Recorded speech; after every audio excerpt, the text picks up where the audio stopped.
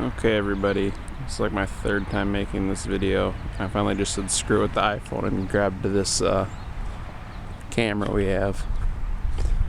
But I wanted to do a little tour. My mom's 2009 Nissan Altima 2.5S.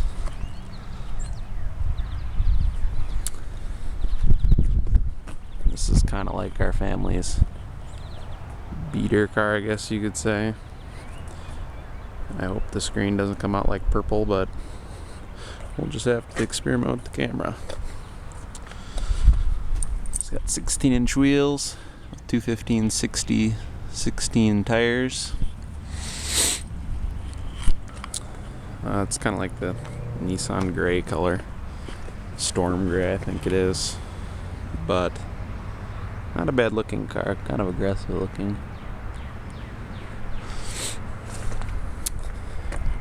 It's got hail dents all over it, and this giant dent here from my mom hit somebody at Menards. Actually, no, my mom didn't hit somebody at Menards. Somebody hit her at Menards, and then my brother-in-law took this car to Nebraska, and he backed into somebody down there. But I've got this purse because this car's got intelligent key. And well, the key's buried somewhere inside my mom's purse, so I didn't bother looking for it since I don't know where the other key is for this car. Literally, this car is just kind of like the family go-to vehicle. But it is push button start. Put on the brake.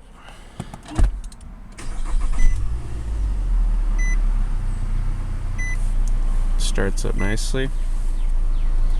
I got very frustrated with the iPhone because it kept cutting me off. Then I tried to upload the video to iMovie to edit it because it put it into 2, and then that didn't work. So here I am again. Give me a little tour. Car's got 30,141 miles.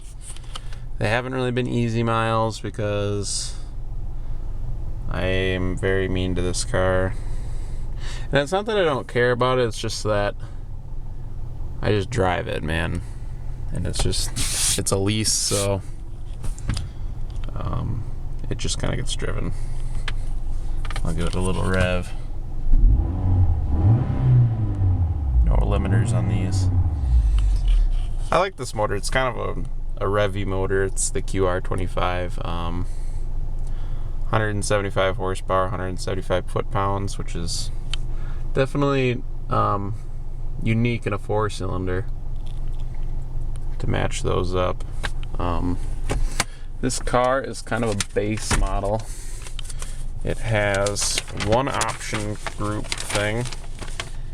That is the convenience package, which gives you a driver's seat, leather steering wheel audio controls, and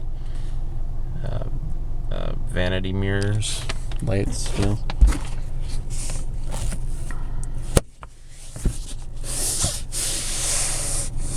You know, Nissan always does nice headliners. Like, they're very cushiony, and I mean, this car is very quiet on the highway. You drive this car on the highway and it's like a coffin inside here. They did a good job with the sound deadening in this car. But it's a nice car. I'm torn on it. I like it and I don't like it. It depends on the day, really. I feel like I would really like this car a lot more if it wasn't a base model. Getting in a car, the only car in our driveway that doesn't have a freaking hole in the roof that I can open up on nice days, drives me nuts because I hate cars without sunroofs. That's the one thing I look for in a car.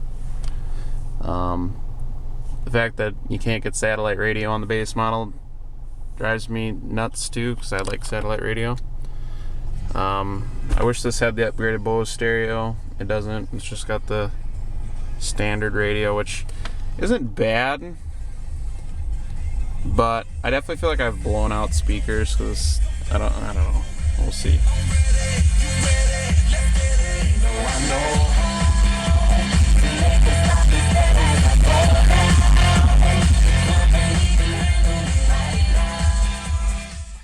guess for a base model stereo, this isn't bad. I've definitely heard a lot worse.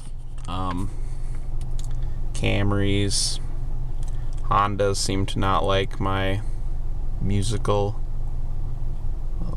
loudness levels or tastes. Those always start to crackle when I drive them. This car puts up with it for the most part, except for after 3.5 hours of doing that. I think they get a little bit of a workout. But the inside of this car is all black, as you can see. It's kind of a dreary looking thing, but everything's laid out nicely, and the quality's a lot better in here than a Camry. You got this little aluminum piece. I know they changed this a little bit in 2010, but you get that little chrome handle doors, or door handles are chrome, not handle doors. Materials in here, this is all soft. It's green nicely. It's a lot better than GM graining. Yeah, that's nice. This is like this little like bubbly stuff. I don't know. It feels nice though. This car's really dirty inside. Nobody cares about it. So, you know, 3 simple knobs. This I hate to. I like automatic climate control, so I could just set it at 73 and go on my merry way. But God, I'm just like spoiled with my car. It's got so many features compared to this car that I drive this car and I'm like, oh, I can't handle that. Materials on the door. That's all soft up there. This is nice and padded right here. This is the same material as the seats. I mean, a nice drive. This is a comfort place to have your arm. This car is very comfortable on the road. This is all hard plastic. I mean, it's kind of flimsy, but we haven't had a problem with it, so it scuffs, but those wipe off. I wipe them off all the time. You can see the softness goes down to the hardness. There's the trunk release, the hood pop. The steering wheel does tilt. This is impossible to do with one, but you can see it kind of goes up and down. It goes in and out too, so tilting and telescoping, which is nice in a car like this. Steering wheel controls, cruise control, the CVT with 6 fake gears when you do that. It's got a little cubby down here. Big cup holder. My mom keeps her massive water bottle in there. Dual tier glove box. Pretty decent sized. Actually, that's a really big glove box.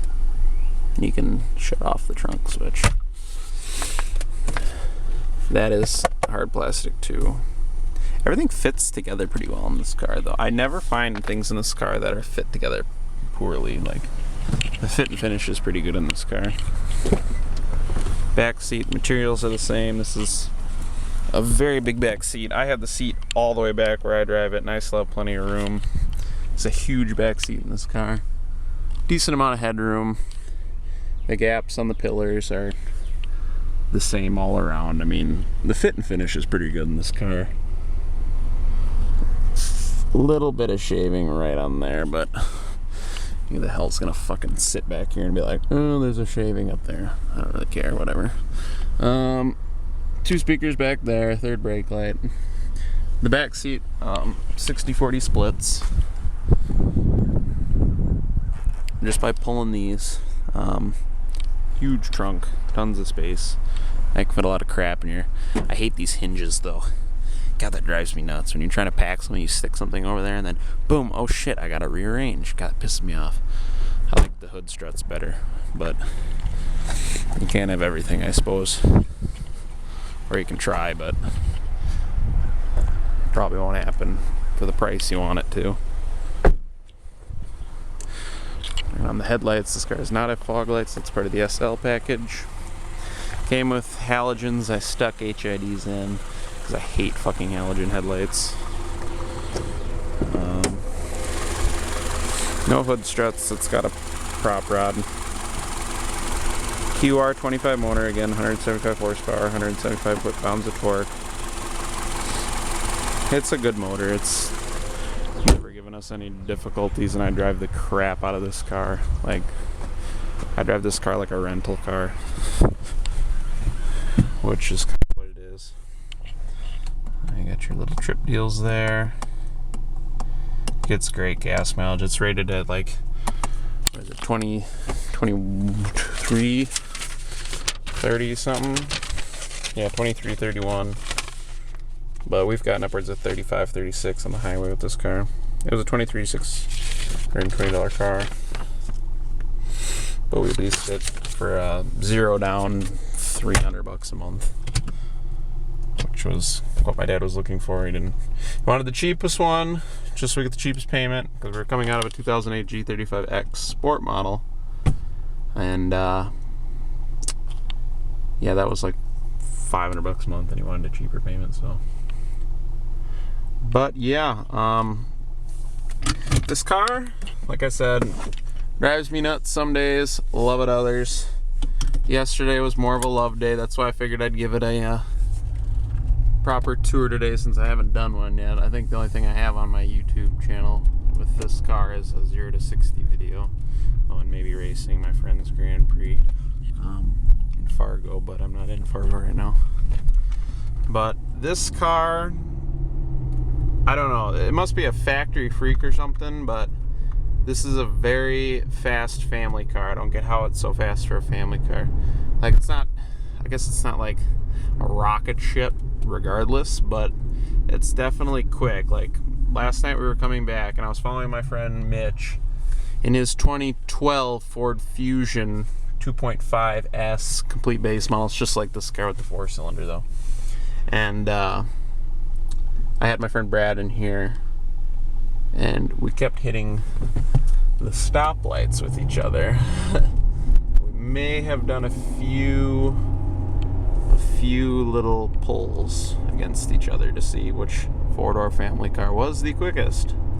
And surprisingly, the CVT equipped 2.5 liter Altima, which is a bigger car than the Fusion, beat the Fusion, even with a second person in here.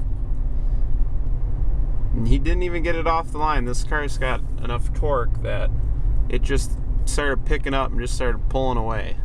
And each time he shifted, every time that car shifted, it would drop back more and more. And, you know, by 80 miles an hour, this car was just, it had a good couple car lengths on him. And I know in this class, all the cars are very similar in performance. A few of them are slower than others. Camry, if it's a 4-cylinder. But I think this is probably one of the fastest in its class. I mean, this car is snappy. People can say whatever they want about that CVT. It moves this car for some reason really well, even while incessantly whining at you. God, that's annoying. But it gets really good gas mileage and turns really low RPMs even when you're on the freeway doing 60. That's why this car gets such good gas mileage. And I think the new one's supposed to get even like, it's supposed to get rated, it's like 36. So it's one nice thing about not having gears. You don't have to have that ratio or that gear turning so high. Because I know in my car at 80 miles an hour, I'm turning like 3,000 RPMs in 6th gear. But this car, it's doing like 22 maybe, 21. Super low. But, yeah. Like this car, I'll squeal the wheels off the line. I mean, yeah, it's a little front wheel drive, but it's not bad. I'll do a little acceleration for you.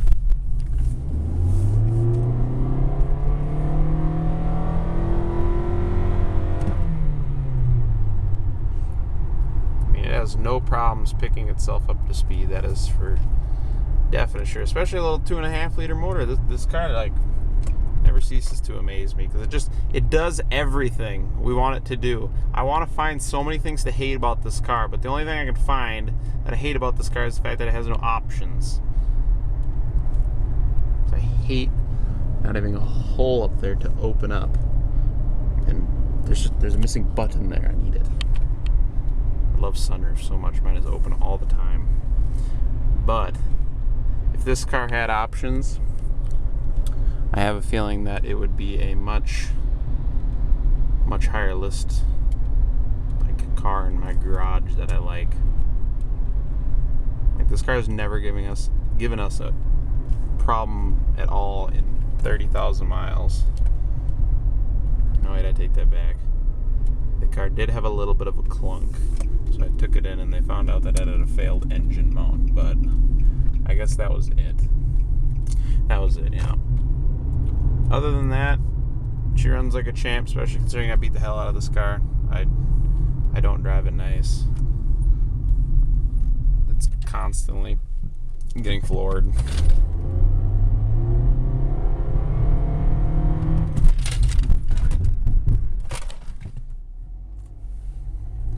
And for like, yeah, okay, this thing stops quick. It'll throw you into the seat belt really hard. Makes it like one of those little things you squeeze and the eyes pop out. Like a stress reliever ball. That's what this car makes you feel like when you hit the brakes. It stops in a hurry, that's for sure. But that is the Nissan Altima. This video is way long. But this car just fascinates me. I just want to talk about it because I like hate it and love it all at the same time. I don't know what to say. There's my neighbor's ugly Lincoln MKX thing. She's a bitch. Nobody likes her. Her Lincoln thing is nasty. I hate that thing. It's ugly. And they have a Toyota Sequoia now. They had a 4Runner, which is better, but they have a Sequoia now. And the mailbox thing's open. What the hell? And then there's the Forester. And I'll try to do a video of the Corvette. Maybe after this. My dad's home now, though, so he'll be all like, what are you driving my car for? And I'll be like, meh. Anyways, I'm just rambling now. We will talk to you later. Bye.